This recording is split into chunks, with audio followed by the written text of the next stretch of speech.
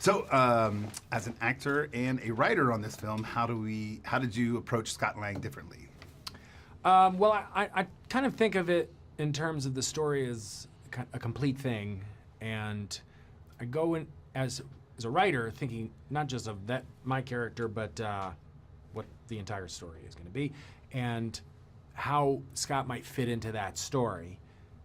As far as my character, he's already now been through some experience with this, and his conflict is different in that we know he's wrestling with being a good parent and being a superhero, and how can you juggle those two things?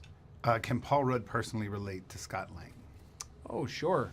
I mean, as far as that kind of conflict, the closest comparison that I could draw to my own real life is I have to go away to film these things, and I have kids of my own, and I feel guilty and terrible when I have to leave town for a while, and I'll try and get home on weekends, and it's like, okay, I know I want to do this as a job, but am I missing out on, school functions that I can't go to, things like that, and that's in sporting events, and that's really hard.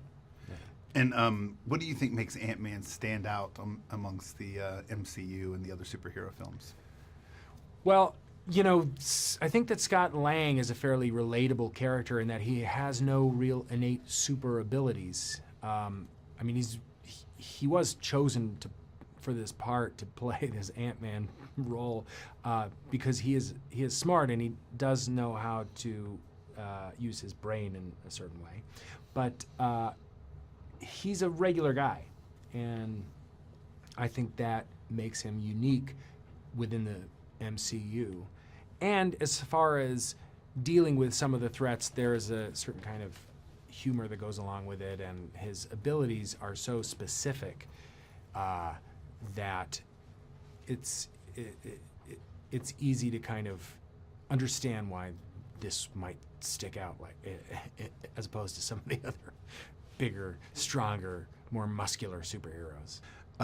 Tell me about the relationship between Scott and Hope as they are in this film, and also how Scott's dealing with the Wasp coming into play. Yeah, well, when it starts, our relationship, it's a bit frosty. We haven't spoken in a while. I'm under house arrest, and I've, after the events of Civil War, I've really put Hank and Hope in a precarious situation, and they are not too pleased. And so we haven't spoken in a while. And so there's an initial discomfort and tension that we need to get over. And then there's the kind of learning curve of having to learn how to kind of work together as this team.